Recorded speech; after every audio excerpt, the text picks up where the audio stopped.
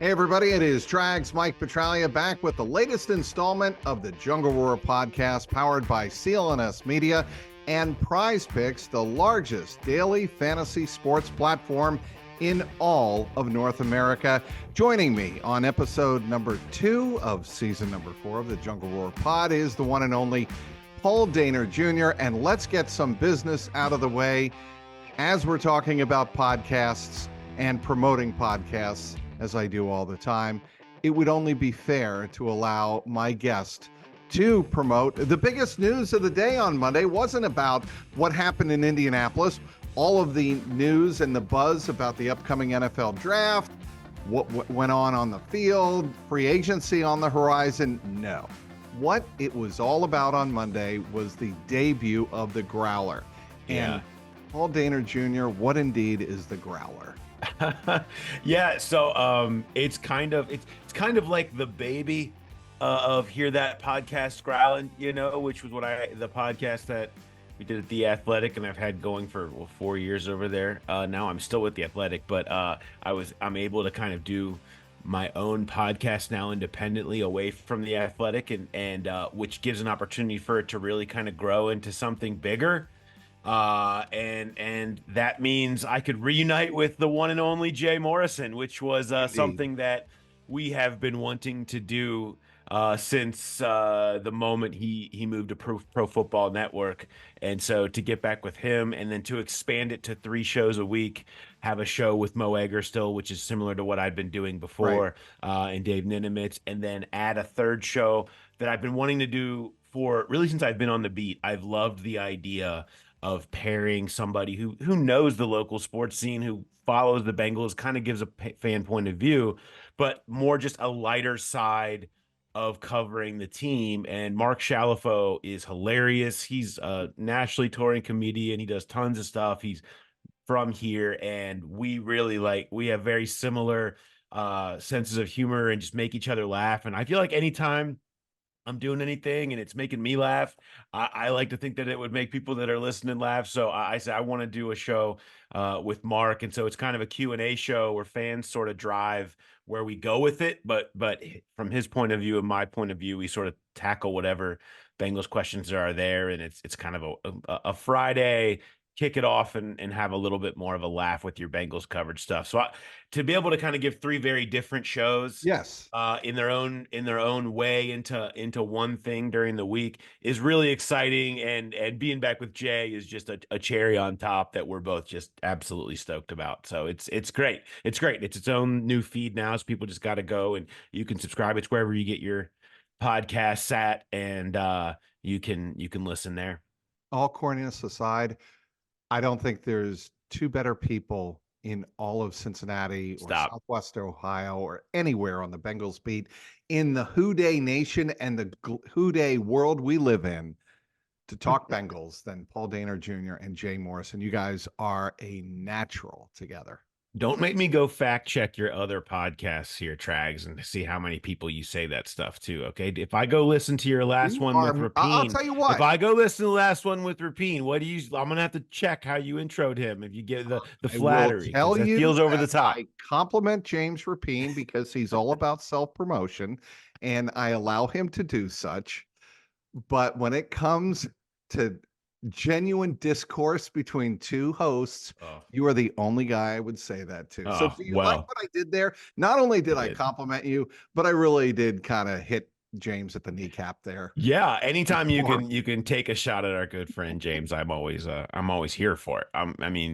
We can just do the whole podcast on that. He's the best. We love James. That's why we can do this. He is a good dude, Paul, that tolerated me driving him out to Indianapolis. Wow. And I picked up everything in terms of the expenses of the trip. So you slip that in there, humble brag. Wow. Didn't pay for a thing. Would like everyone to know that I paid for everything. Wow. Make sure everybody knows. Okay, let's get to the business of talking Cincinnati Bengals, Paul, because I know you are expert in this subject. And I want to get to your column that you wrote for The Athletic and the takeaways from the NFL Combine that just concluded on Sunday in Indianapolis. First of all, what I think is interesting, because this time of year, everybody loves to project and anticipate and predict what a team is going to do at a certain draft position. It's really hard to do that, as I think you pointed out, for the Bengals at 18. It is. I thought one of the most interesting conversations during the week was one that kept popping up with different people, whether it would be, Bengals people or outside of the league and or other teams, about just 18 feeling a little unenviable and just kind of an awkward spot. And we hear this every year. I mean, Trags, you didn't deal with this a lot. With who did you cover Go before ahead. the Bengals? Go ahead. Take your The Patriots. obligatory. Yeah, so obligatory I don't know if you know anything about them, but they would be often be at the back. By the end way, of the first round. remind me to get into the rewriting that is of history, that is the Dynasty. Okay, just remind me to do that at the end of this podcast. Indulge, but go ahead. Okay, well, it's a true rewriting because Seth Wickersham already wrote it. Okay, and I read it, and it was incredible. So, but I'll give you your opportunity later. But outside of my Patriots shot, my point being, when you're in it can be a weird spot in general because it depends on every year how many true first round grades do you have, how many blue chip prospects, real guys deserving of 1A, B, or C grades are there, and that number doesn't often reach 18. And the suggestion this year was that it doesn't get all that close to 18. And everybody has their own people on their board that fit them specifically. And I'm sure the Bengals would have plenty as well, and plenty that probably could or will maybe fall to them. But the point being that when there's not a whole lot, when there's a lot on that next tier, when there's a great tier below all those ones, you'd almost be better off moving back and being where the Bengals were last year if you could add a pick, because you're going to get close to the same type of player on your board at 28 that you would at 18, using those numbers just generally, because that's maybe where the best value in this draft lies. But to think that you're going to get a first round graded player at 18 was kind of dismissed by most people that I talked to. That was one of the more interesting elements of the conversation this week. Now, that was before a lot of what we saw out there, which I think some people maybe moved up from the second tier to the first tier after some of the athletic profiles and some of the interviews this past week. So, but yeah, I thought that was really interesting. Hey, CLNS and Jungle War listeners, I want to tell you about an exciting daily fantasy sports platform called Prize Picks. What is Prize Picks? Well, it's the largest DFS platform in all of North America. And they are the easiest and most exciting way to play DFS. It's just you against the numbers. Instead of battling thousands of other players, including some pros out there, you pick more than or less than 2 to 6 player stat projections and just watch the winnings roll in. Testing my skills on Prize Picks this basketball season is the most exciting way to play daily fantasy sports. And if you have the skills, you can turn $10 into $250 with just a few taps. Prize Picks is also really simple to play. I can make my picks and submit my entry in less than 60 seconds. You can't beat that. Go to prizepicks.com/CLNS and use code CLNS for a first deposit match up to $100. Again, go to prizepicks.com/CLNS and use code CLNS for a first deposit match up to $100. Prize Picks, pick more, pick less, it's that easy. Okay, the Bengals' projected needs going in, at least my estimation, and everybody else's that I've read, including yours, Bengals need interior defensive linemen. They need a tackle on the offensive line. And I'm curious to get your read on where the Bengals could go, who impressed you at the Combine, and where do you think the Bengals stand in terms of being able to fill at least one of those two positions in the first round of the draft? It's really hard to talk specifically about the draft. As you know, at this time of year, I want to see next week happen.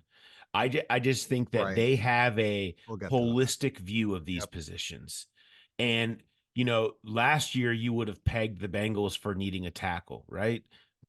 Well, then Orlando Brown happened and it changes the whole dynamic of everything and Jonah Williams and whatever. And so just the unpredictable nature of what's going to happen next week sets it up to really change the dynamic because they are a team that's trying to win right now. This isn't, yeah. I know best player available. You're trying to build for the future. I get it.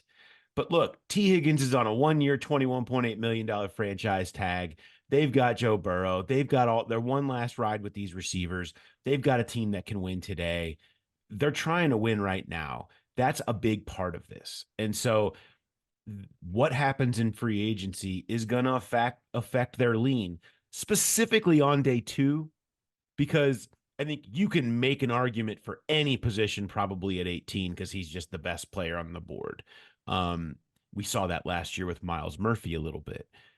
But I think that we've got to really see free agency for me to say, okay, they went with the mid-tier right tackle that's sort of a starter, but would be a great swing or a great competition for a number 18 overall pick where there's all these tackles. Well, you're talking about, the high riser now of Fatanyu from Washington, or JC Latham falls down, or any of these. God, there's so many, or they just are in love with the physical freakishness of Amarius Mims from Georgia. You can make an argument for all of those, but they all kind of probably need to be played in together with whatever happens in free agency. I think that can dictate which way they would prefer to lean in the first round. But the obvious is that tackle spot. I mean, that is the most obvious thing. There's just so many. It fits them so right. They all look like Bengals linemen. They're all huge, hulking, power gap scheme blocking dudes with anchors. Like, this is the prototype Bengals need a right tackle draft. So to think that they wouldn't try to take advantage of that, it's the most likely scenario, and the combine backed that up with the way they all tested. How do you think Jonah Williams ended last year, and what are the possibility? What are the chances Bengals re-sign him? I mean, I thought Jonah made himself a lot of money. Mm-hmm. His versatility helped him. He played good. He was serviceable, which is kind of what the Bengals look for out of any of their offensive linemen. They just don't want bad. But he doesn't fit what they are now. I think he when he was the first pick in the history of Zach Taylor, he fit what they wanted to be. He was athletic. They could run the wide zone that way. It was like all these things, right? Well, they're not that now. They're 180 degrees away from that. They run gun power gap. They need somebody who's bigger, who's stronger, who's more of a solid anchor. Dan Pitcher talked to us about that, right, Trags? I mean, that's number one. Protect Burrow with big, strong, firm pocket and let him work. And everything else is what else can you do beyond that? And so Jonah, for all he's done, and he'll fit tons of teams. And I bet a lot of teams watch and say, I like Jonah better in our scheme than the Bengals, the way the Bengals were using him, but he certainly was fine at right tackle last year. The chances of him coming back, I think, are very slim. I don't see that happening, especially with so many options, directions they could go. We may have talked that way about Jermaine Pratt at this time last year. So I never rule anything out completely. Like, surprises happen. But that would be quite surprising, in my opinion, when you consider what's out there in free agency, what's out there in the draft, what it would cost to keep Jonah Williams. That seems that those pieces don't seem to fit together at all. The Joe Mixon dilemma. Do the Bengals make that $3 million commitment to Joe Mixon, pay that roster bonus by March 17th? I don't think so. You never know. I mean, I don't believe that decision. Sure. Yeah, I mean, because it didn't make any sense. It really didn't make any much sense last year, especially when you consider off the field. There was so much stuff going on there, and it drug on so long. But there he was, and he was not just on the roster. I mean, he had as much touches as almost anybody in football. I mean, he was a centerpiece. when you consider Chase Brown, they want to see more of Chase Brown. The word explosive was used, I believe, 872 times by Bengals staff members. I had They need 875, but that's yeah, so well, it depends. Yeah, it depends on when we turned our recorders off. Yeah, I mean, but that's what they need and they want, and everyone is over the understanding that Joe Mixon is a lot of things, but explosiveness is not who he really is anymore.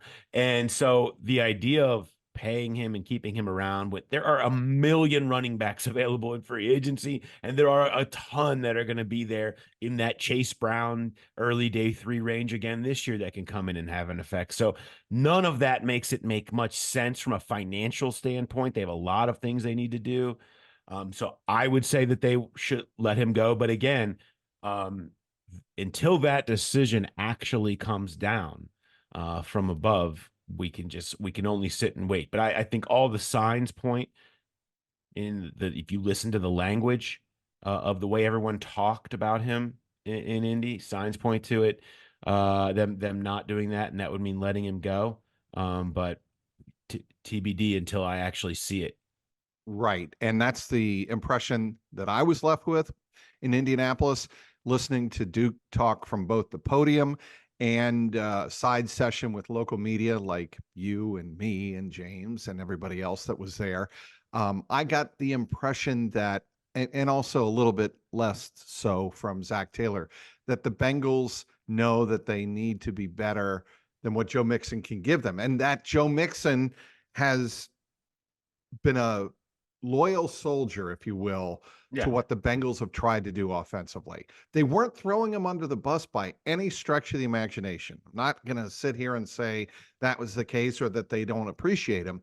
I think they know that they have to be better overall in their offense, and that word explosive. I want to read you a paragraph that you wrote in The Athletic. Oh, no. Your words coming back on you, Paul. Okay, it's okay. Okay, I'll stand by them. The Bengals ranked 26th last season in explosive play percentage, runs of 12 plus yards and receptions of 16 plus yards. Talk Joe Burrow injuries and all that, as well as defenses protecting against it. But these weapons living in the bottom quarter was unacceptable. Yeah. And that leads me to my next point. Dan Picture's greatest challenge coming up in 2024, his first year taking over for Brian Callahan as the offensive coordinator, is going to be coming up with ways to separate this offense from what it's been in the recent past.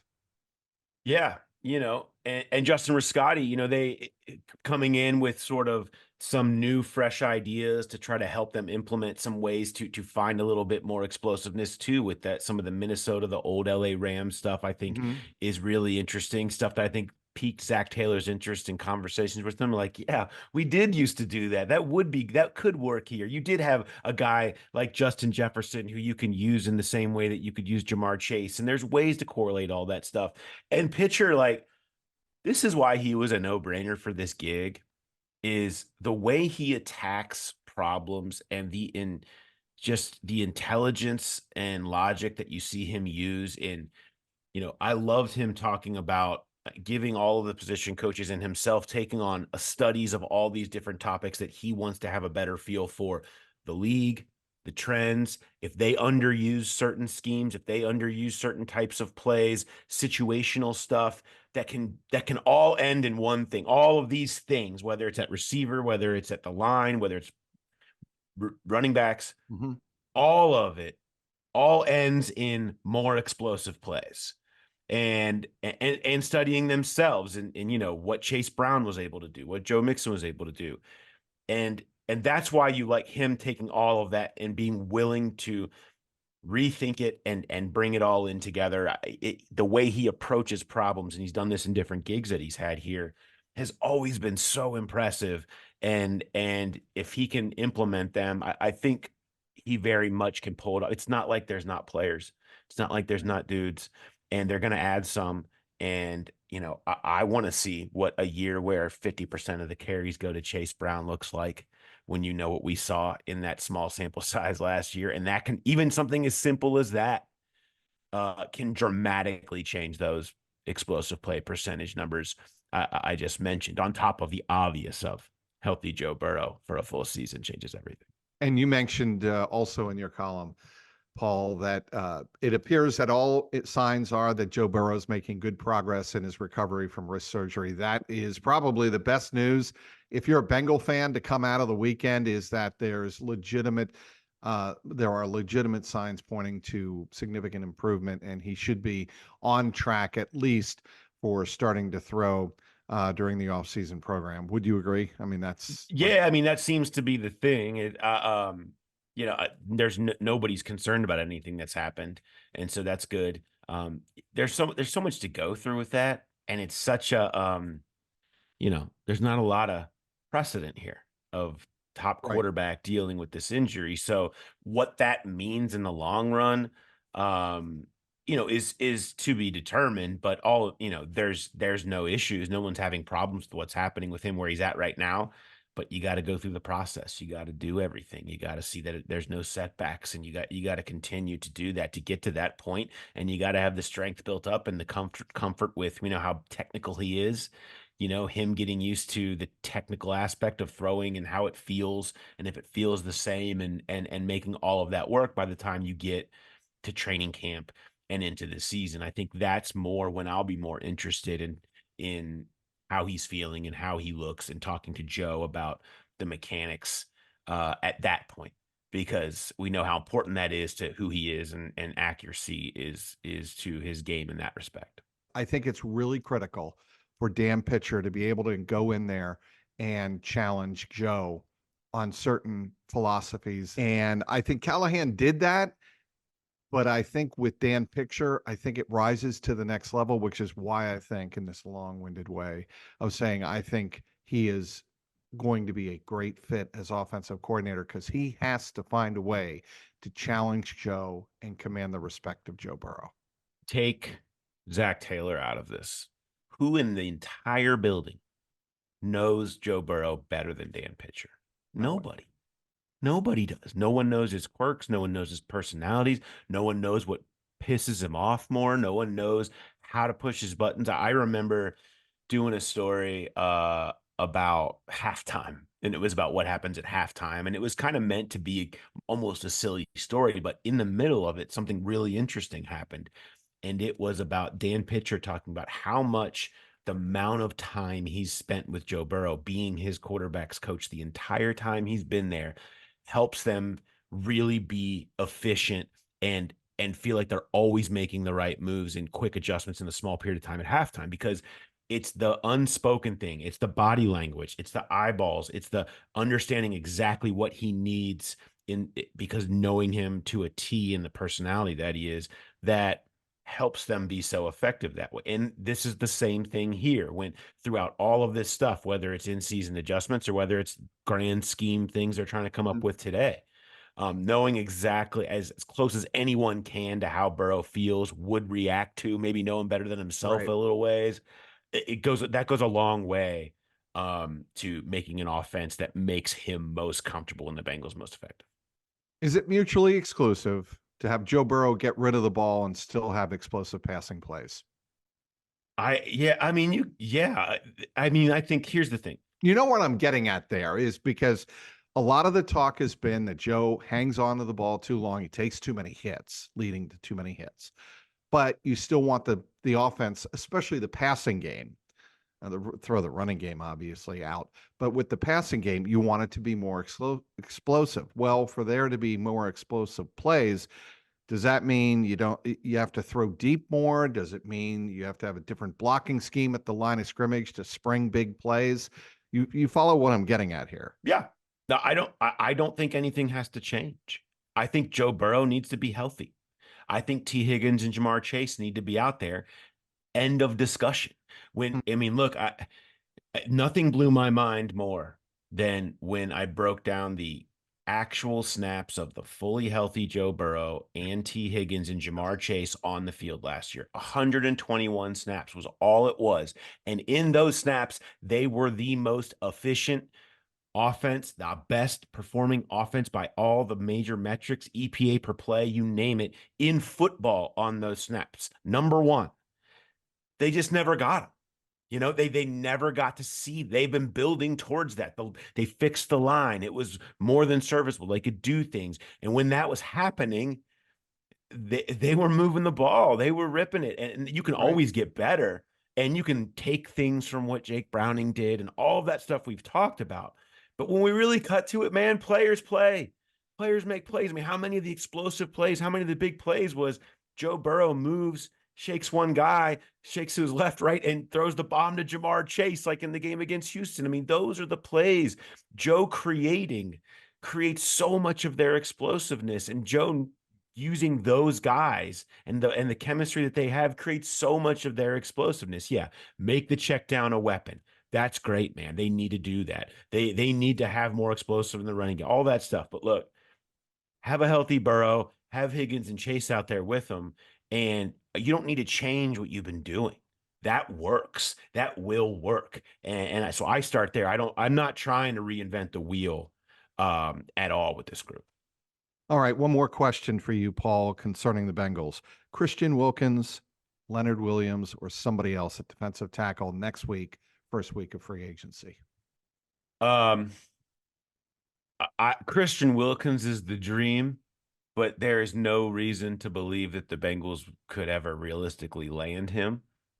Um, he's going to be they're not going to engage in bidding wars at the top of free agency, or really anywhere. But specifically, even though they have changed and they have surprised us in Orlando, what the one topic when we discussed Orlando Brown signing last year that often gets overlooked was his market fell to them.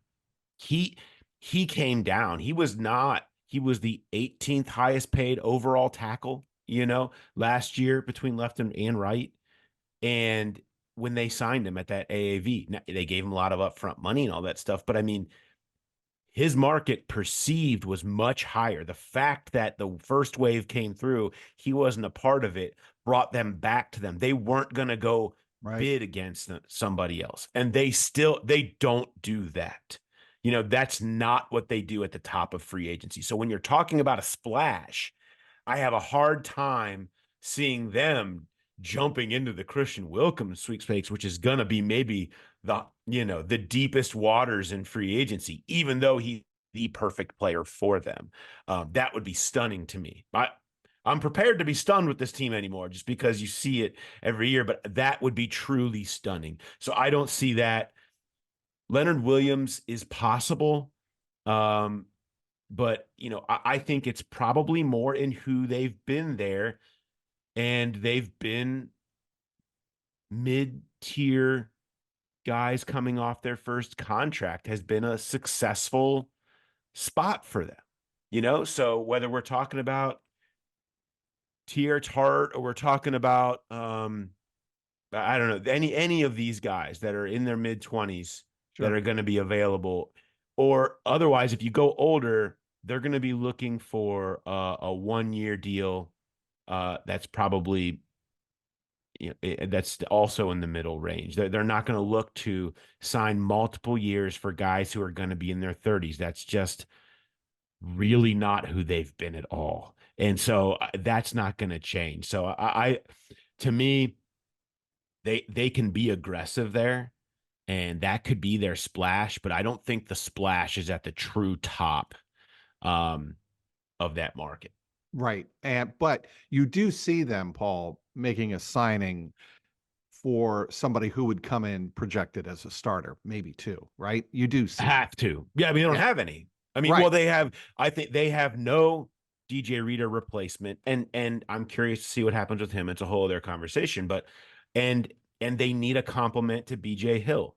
And there's no telling that you're gonna get any of those in the draft. You're not getting you can't guarantee a starter in the draft, that's for sure. So I think you have to have two at one or two, probably two free agents that sign there. One of them can be DJ Reader if that's part of your belief, but I think you need one aggressive play and another lesser play there to feel comfortable at your top priority on the team. You know who the two veteran you mentioned the veterans. Two names come to mind, and I have them on my screen now. Fletcher Cox, Calais Campbell. I think they're maybe too veteran. A guy like I think a guy like Sheldon Rankins Yes. makes a ton of sense. They have courted him multiple times. They have tried to get him and whatever reason that hasn't happened, I don't know that he's landed other places, but he makes a ton of sense. He's really disruptive. He's still got some juice. He's going to be 30, but I think you could get comfortable with him in if he could agree to a 1 or 2 year deal.